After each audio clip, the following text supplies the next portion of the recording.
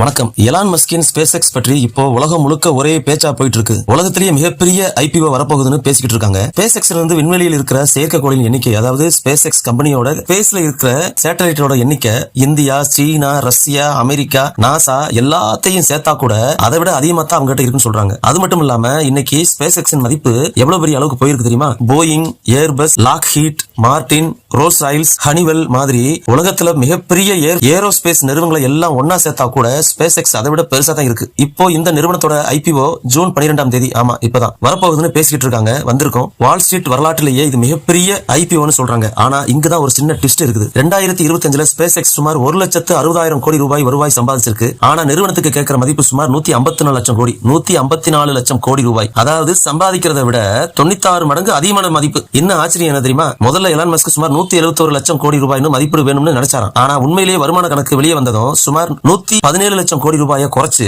154 லட்சம் கோடி ரூபாய் மதிப்பீடுக்கு வந்துட்டாராம். ஆனா ஒரு விஷயம் மட்டும் மறந்துடாதீங்க, இந்த ஐபிஓ செம்ம ஹிட்டானாலும் சரி, எதிர்பார்த்த மாதிரி போகலனாலும் சரி, ரெண்டு சூழ்நிலையிலும் அதாவது அதுல இருந்து பணம் சம்பாதிக்கிற வாய்ப்பு மிக அதிகமா இருக்கு. அதுவும் இந்தியாவில இருந்தபடியே. இந்த விஷயத்தை ஒரு ஷார்ட்ல முழுசா சொல்ல முடியாது. அதனால இந்த பற்றிய டீடைல்ஸ் ஒரு வீடியோ போட்டிருக்கேன், போய் பாருங்க, புரிஞ்சுக்கோங்க. வாய்ப்பு இருந்தா பயன்படுத்திக்கோங்க. ஆனா குறிப்பு என்னன்னா, உண்மையில எலான் மஸ்க் ஸ்பேஸ் எக்ஸ் நிறுவனம் தற்போது பொதுமக்கள் வாங்கக்கூடிய ஐபிஓவை அதிகாரப்பூர்வமா அறிவிக்கல.